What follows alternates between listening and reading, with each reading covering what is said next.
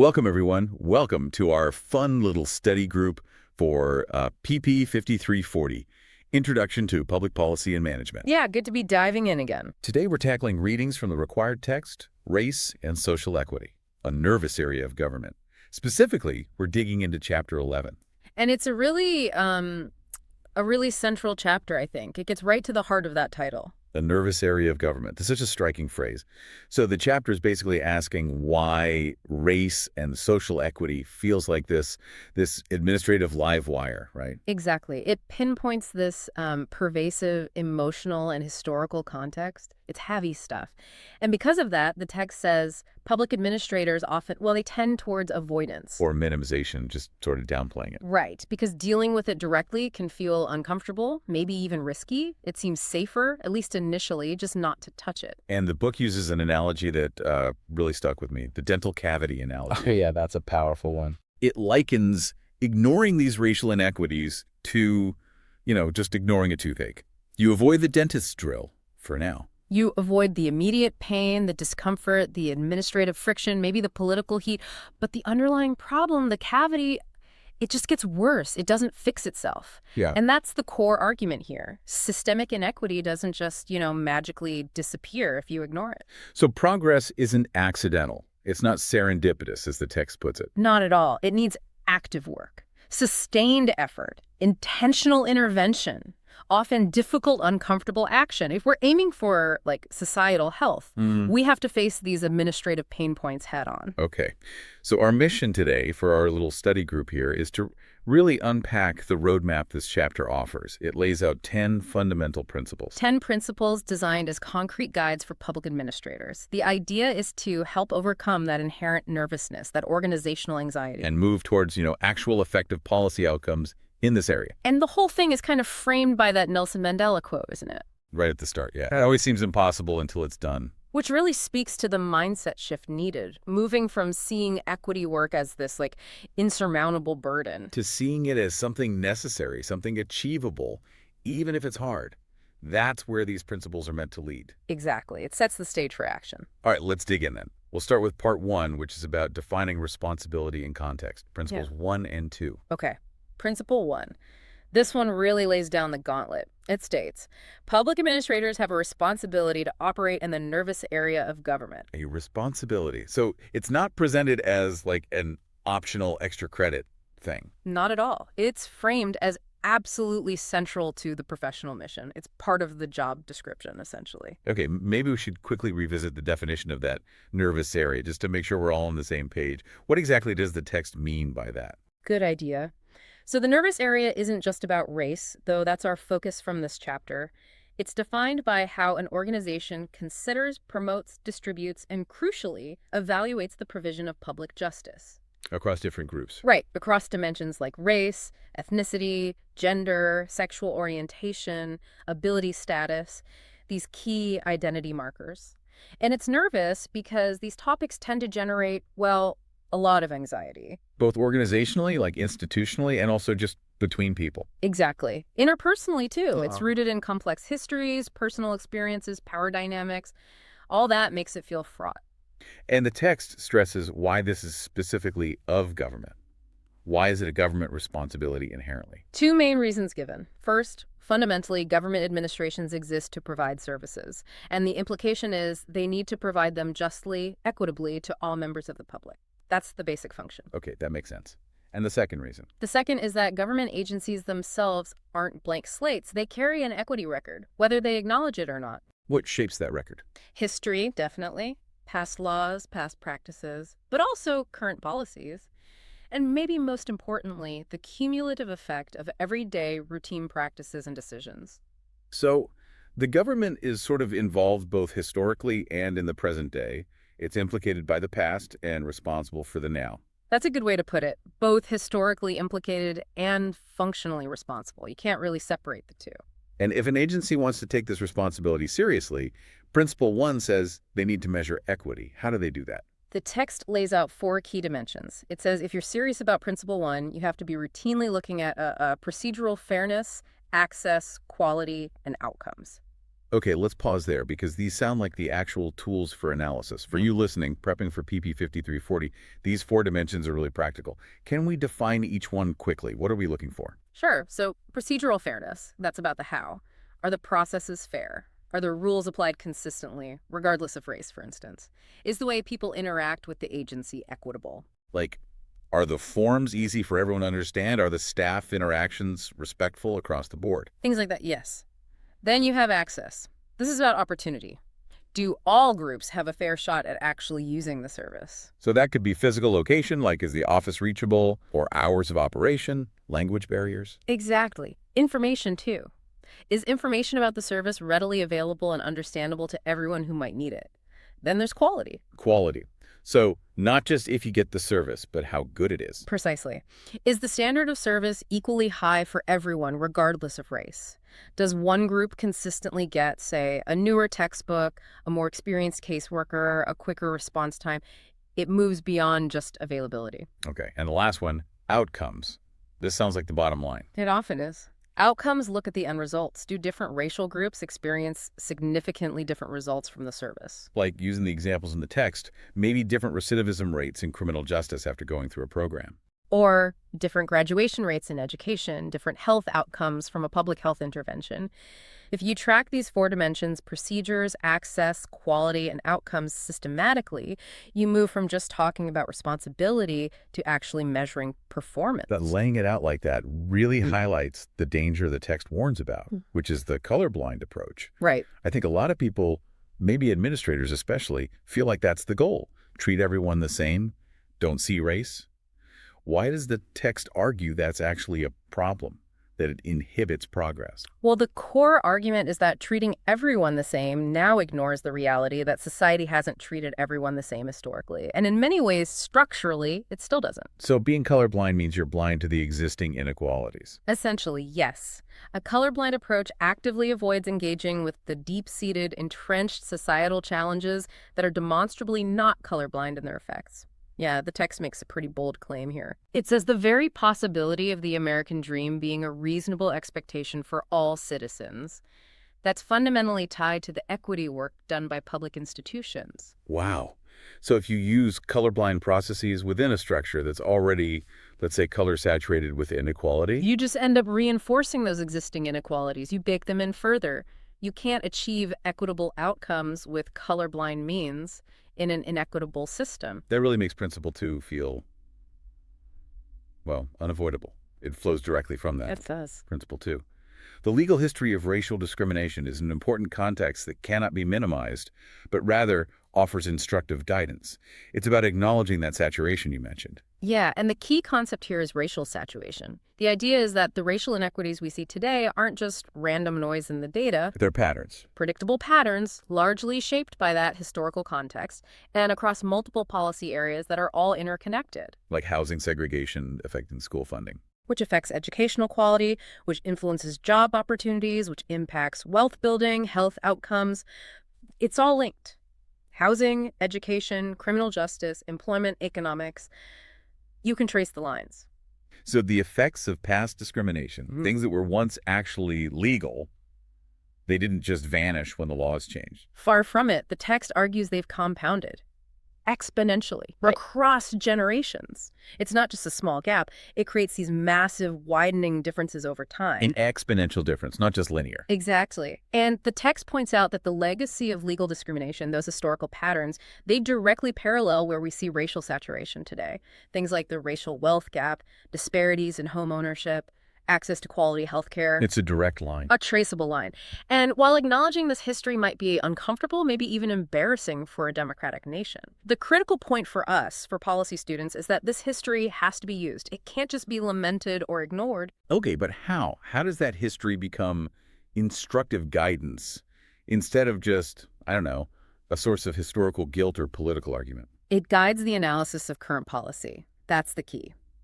Contemporary public agencies, according to this principle, must use this historical context to critically examine their current policies and practices, Even the ones that look neutral on the surface. especially the ones that look race neutral on paper. a particular zoning ordinance say, or a specific standardized test used for hiring, or a formula for allocating resources. Things that seem objective. Right.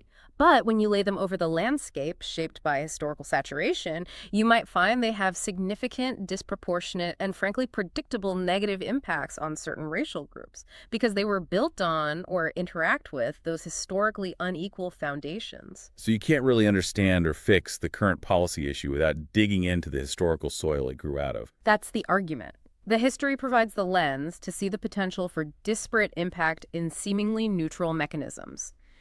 It's instructive in that sense. It tells you where to look and what questions to ask about today's policies. Wow.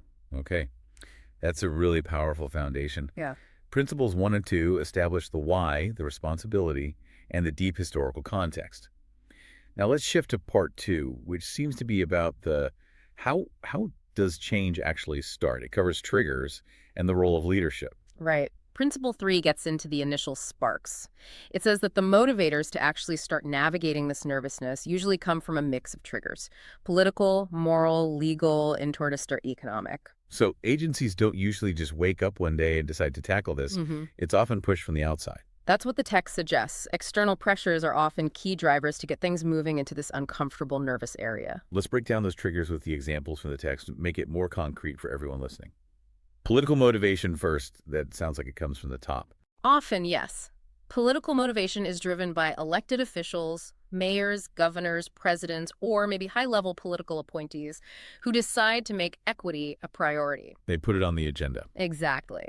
The example given is the Seattle Race and Social Justice Initiative.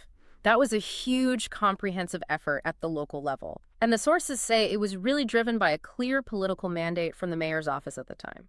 So that provided the political cover, the resources, the signal that this was important? Yes. It gave the initiative the necessary political capital and visibility to take some institutional risks, to push boundaries. Okay. Then there's the legal trigger. This sounds more reactive, like the agency is forced to act. It often is. Legal motivation comes from, new laws, federal regulations, maybe lawsuits or court decisions. This can be the trigger that agencies really can't ignore. Because there are direct consequences for inaction. Right. The text mentions H. George Frederickson, a big name in public administration and social equity, who pointed out how important legal decisions have been historically in advancing social equity. And the specific example. The example used is Wisconsin, where a legal trigger likely related to potential litigation or compliance mandates forced the state to examine significant racial disparities in how they were sanctioning welfare clients. The legal pressure required a data-driven review they might not have done otherwise. Okay, political, legal. Now, economic motivation. This one feels a bit, counterintuitive when talking about social equity. How does money drive this? It's framed in terms of a cost-benefit analysis or organizational efficiency. Economic motivators might look at things like improving the agency's performance on certain metrics, saving money long-term, or reducing costs associated with inequity. For example? Well, maybe an agency realizes that addressing racial disparities in its workforce actually improves employee retention among staff of color, which saves recruitment and training costs. Or maybe investing in equitable public health access reduces long-term healthcare costs for the whole community. Or maybe it reduces the risk of costly lawsuits. It frames equity in terms of tangible monetary benefits or avoided costs. Right, the bottom line. And the last one, moral motivation. This sounds maybe less direct, more about values? It is. Moral motivation comes from shifts in broader societal values and pressures. Think about public opinion changing, the influence of activist movements, community organizing, putting pressure on agencies. So the agency feels compelled to act because there's a growing gap between its practices and what the community or society at large deems acceptable or just. Exactly. The status quo becomes morally unsustainable, or the pressure from community voices demanding change becomes too strong to ignore. And the text points out these triggers aren't usually isolated, right? They often overlap. Yeah, that's a key point. They're not mutually exclusive. The example of the EPA's environmental justice work is used to show this. Well, the EPA's work in environmental justice often involves a clear legal mandate under civil rights law or environmental regulations. It definitely responds to moral pressure from affected communities, often low-income communities of color. There's political oversight from Congress and the White House, and you can make a strong economic case based on improved public health outcomes and avoiding long-term environmental cleanup costs. So multiple drivers working together. Exactly. And for you, as a student analyzing a policy situation, figuring out which trigger or combination of triggers is most active can help you understand where the leverage points for change might be. That's really useful. Okay, so these triggers might get the ball rolling, but Principle 4 stresses something crucial for keeping it rolling. Senior leadership is a critically important factor in realizing sustained progress. This one feels almost intuitive, but the text really hammers it home. Leadership is fundamental to shaping and maintaining the organization's culture. How do they do that specifically, according to the text? Leaders constantly send messages, explicitly or implicitly, about what's important in the organization, what gets rewarded, what gets ignored, what falls into that zone of indifference. The zone of indifference, meaning things the leadership doesn't signal as important, so employees assume they don't need to worry about them. Precisely. If the leaders aren't actively talking about racial equity, allocating resources to it, asking for data on it, it tends to slide into that zone. And once it's there, it effectively gets ignored or even seen as discouraged. So silence from the top isn't neutral. It can function like a no. It often does, yeah. Ambiguity or silence is usually interpreted down the ranks as indifference, which means don't rock the boat, don't spend time on this. So the commitment to racial equity isn't just about writing a policy memo. It's affirmed or it's undermined by daily leadership actions and behaviors. Like where the budget goes, who gets promoted, what questions get asked in meetings. All of that. Those actions define the real operational parameters for working in the nervous area. They signal what's actually safe and valued versus what's just lip service. So even though we know, like frontline workers have discretion every day, the person at the counter, the teacher in the classroom. They make crucial decisions in the moment of service delivery, absolutely. But it's the senior leadership's ongoing, visible commitment that really shapes and defines the overall organizational culture around equity. That's the argument. Leaders are the primary agents of socialization within the organization. They teach employees, new and old, what the norms are, what the expectations are regarding performance on racial equity, and importantly, accountability for it. So when leaders consistently fund equity initiatives, demand data collection on those 4 dimensions we talked about, access, quality, etc., and actually tie performance reviews to equity goals. Then they're actively socializing the entire agency to see this work not just as okay, but as essential, as part of high performance. Without that sustained, visible commitment from the very top, any progress started by those external triggers, it just tends to fizzle out over time. The inertia of the old culture takes back over. That makes perfect sense. The structure reinforces the behavior, which leads us nicely into Principles 5 and 6, which look at how this plays out more specifically both for individuals and for the organization's boundaries. Exactly. Principle 5 brings it down to the individual level, it says. At the individual level, public servants must recognize and eliminate behaviors that impede racial equity progress. This sounds like it's about self-awareness for the administrator. Very much so. It focuses on individual communication strategies, what the text calls race talk at work. Race talk. Yeah. Like how people actually talk about race in the workplace. Yeah. How an individual administrator talks about race or avoids talking about it shapes their willingness to actually raise equity concerns, promote equitable practices, or evaluate services through an equity lens. So my personal comfort level, my baseline of nervousness, as the text puts it, influences my professional actions. That's the idea. Absent some kind of strict external compliance rule forcing you to act, your own internal level of nervousness about race will often dictate whether you lean towards ignoring inequities or proactively addressing them. Okay, this seems really practical for anyone going into public service. The text lists specific race talk strategies that people use, often unconsciously, to manage this nervousness. We should probably walk through those. Definitely. They provide a kind of typology of conversational moves. We can maybe group them a bit. First, you've got the most direct avoidance strategies, like just plain avoidance, refusing to discuss race at all, changing the subject, saying it's not relevant, and then there's strategic colorblindness. Using the idea of equality to shut down the conversation. Exactly. Saying things like, I don't see race, I treat everyone the same, as a way to avoid discussing why outcomes might be unequal despite that intention. The text sees both of these as high risk, basically stopping progress. Okay, what about strategies that acknowledge race, but maybe try to downplay its significance? That could include the melting pot idea, suggesting everyone should assimilate into one dominant culture, which minimizes the value or relevance of distinct racial or ethnic identities in policy design or outcomes. Sort of. We're all the same deep down, so the differences don't matter for policy. Kind of, yeah. And related is conversational variability.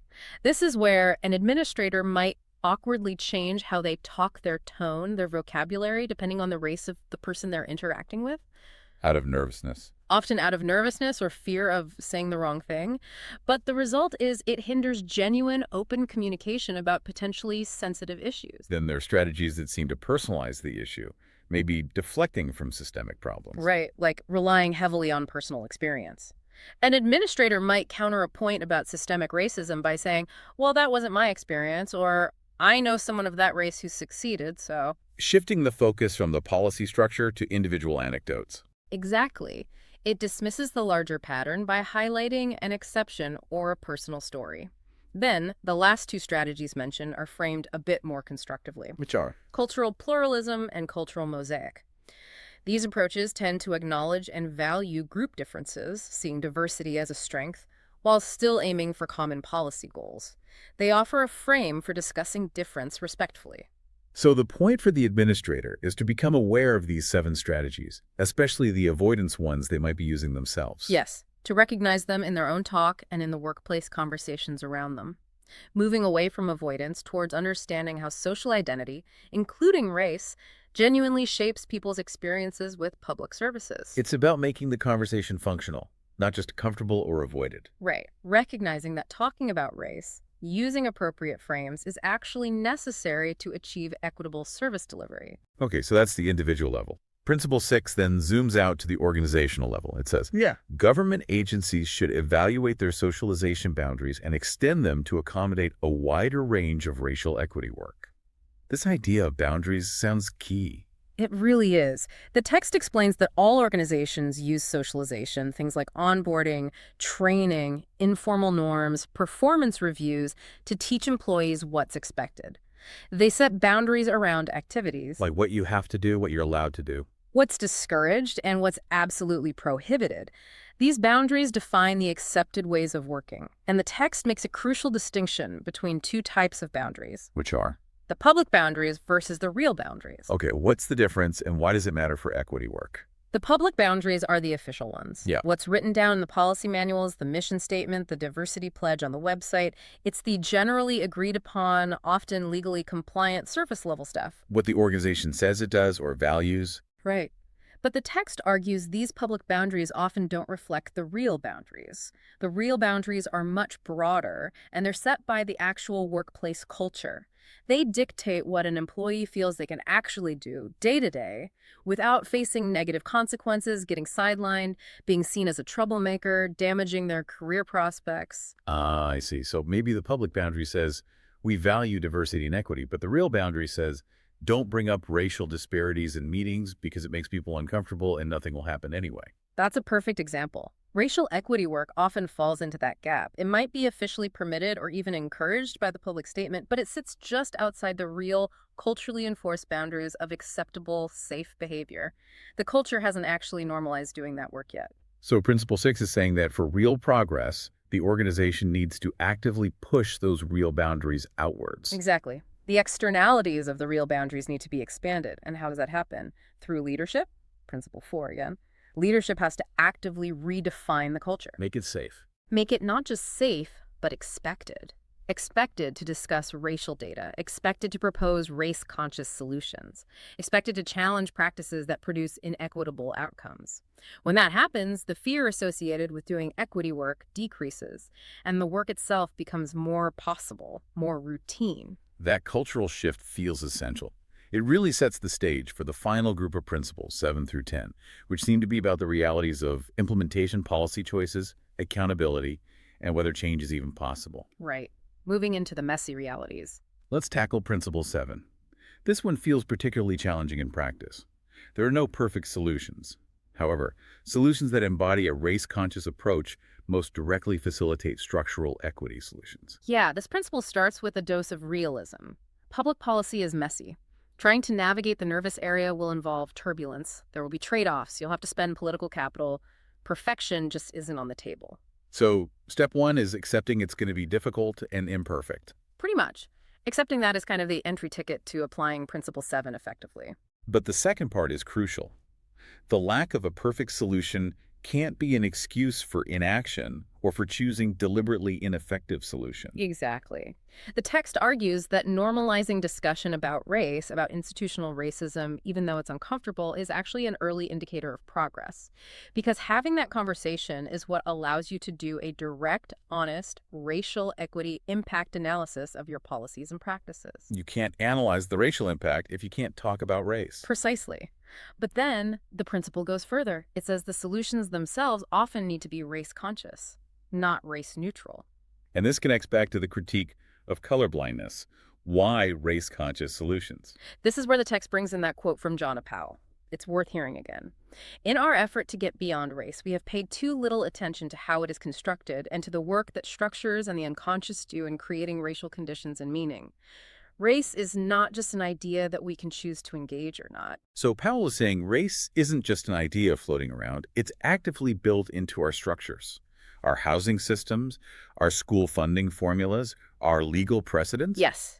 And those structures, along with our unconscious biases, actively create racial conditions and meaning, whether we intend them to or not. So if race is embedded in the structure, How can a policy that deliberately ignores race possibly dismantle those embedded inequities? It likely can't. The structure itself and the unconscious ways policies are often made tend to reinforce the existing disparities. so the logic of Principle 7 is, because the problem is race-saturated, the solution often needs to be race-conscious to actually counteract that saturation and close those gaps we talked about earlier. That's the core rationale. You have to consciously apply race-aware tools and analysis to achieve racially equitable results, even if those tools feel politically uncomfortable or legally complex or imperfect in other ways. Okay, but let's get practical here for the student listening who might be an administrator one day. How do you actually sell an imperfect race-conscious solution?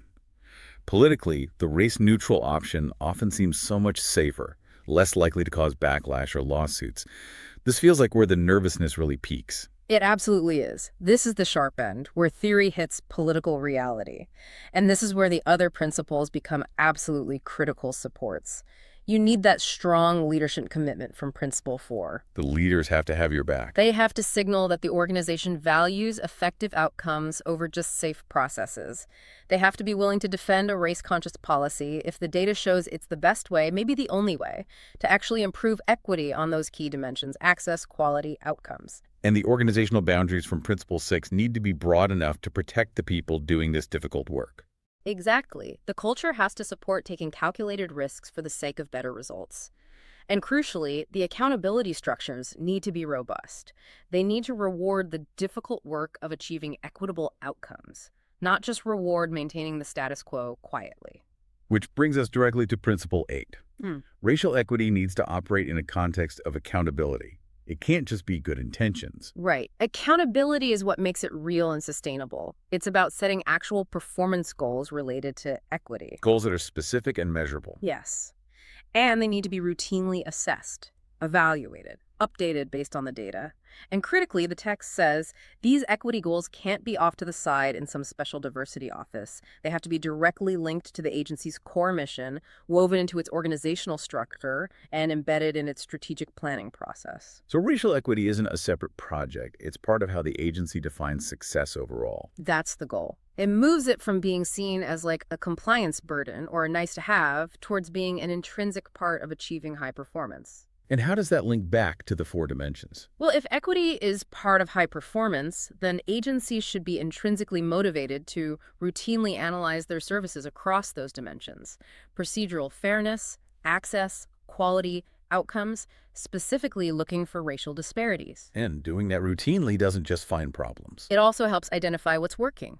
It can uncover best practices within the agency or in other jurisdictions for delivering services equitably. It makes the learning process continuous and data-driven. The text also extends this idea of accountability beyond the agencies themselves, right, to places like universities. Yes, that's an important point near the end of the discussion on Principle 8.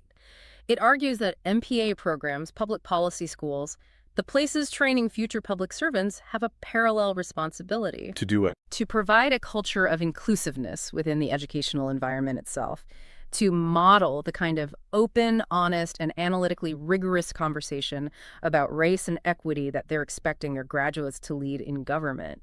You can't really ask administrators to bravely navigate the nervous area if they haven't been prepared for it or even exposed to it in their own training. Teach you by doing it. Okay. Principle 9 then shifts perspective slightly. It looks at the work that remains after major legal victories. It says, if legal barriers to racial discrimination have been largely eliminated, agency leadership, policies, practices, and innovations form the foundation of essential frontline racial equity work. There's an important caveat first, though. The text is careful not to say legal discrimination is totally gone. It references the UN Convention on Eliminating Racial Discrimination, acknowledging it still exists. Okay, good clarification. But the main thrust is about sufficiency. Exactly. It makes the distinction between necessity and sufficiency. Getting rid of explicitly discriminatory laws, like Jim Crow laws, for instance, was absolutely necessary, a prerequisite. But it's not sufficient. It wasn't enough on its own to achieve actual racial equity. Because the structures built by those laws and the compounded effects over generations, they didn't just disappear when the law changed. Precisely. The inequities became embedded in systems, in practices, in cultural norms, even in geography. So Principle 9 argues that the critical focus for public administrators today has to be on that remaining work. The work inside the agencies. Yes. Actively engaging the nervous area by examining and improving the structural inequities that are baked into the agency's own systems. And that requires leadership commitment, changes to policies, shifts in day-to-day practices, and finding innovative ways to deliver services more equitably. The main arena for change has shifted from the Supreme Court, perhaps, to the frontline agency, the manager's office, the policy analyst's desk. That really clarifies the task for contemporary administrators, which leads us to the final principle, Principle 10.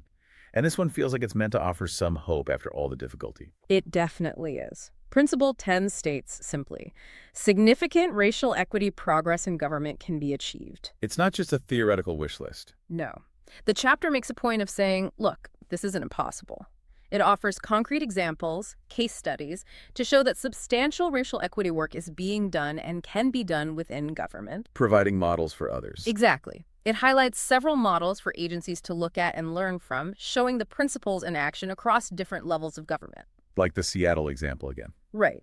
Seattle's Race and Social Justice Initiative is presented as a model of comprehensive local government action, trying to systematically apply a racial equity lens across all city departments, embedding it in budgeting, planning, everything. And at the state level, what was the example there? That was the Wisconsin case involving welfare sanctions. It's used as an example of state government action, showing how an initial legal trigger could, over time, lead to more durable systemic changes in data collection and policy review. It shows how compliance can potentially evolve towards commitment. So starting reactive, but becoming proactive. Potentially, yes. And then for federal government action, the example uses the Environmental Protection Agency's work on environmental justice. Showing how a specific issue, the disproportionate citing of environmental hazards in minority communities, could drive action across multiple dimensions. Yes. Connecting race, poverty, public health, and environmental regulation on a national scale, it demonstrates federal capacity to address systemic issues, even complex ones. So these examples serve as proof points. Proof points that progress is possible. The text acknowledges, the United States is an imperfect democracy. But it suggests that through this kind of intentional, principled work by public administrators, by actively engaging the nervous area, not avoiding it, it can become a less nervous and a more racially equitable democracy. And they end with the Mandela quote again, right, to bookend it. Yeah. It always seems impossible until it's done, bringing it full circle. The existence of these models proves it's not impossible. It underscores that the difficulty isn't a reason to give up, but rather highlights the importance of the effort. Okay. That's a lot to take in from one chapter. So let's try to synthesize this for you, our listener, our fellow student in PT 5340. If you had to pull out, say, the two most critical strategic insights from this chapter for your future work in public management, what would they be? Two key takeaways. Okay. I think the first has to be the absolute necessity of intentional action. That's principle 1.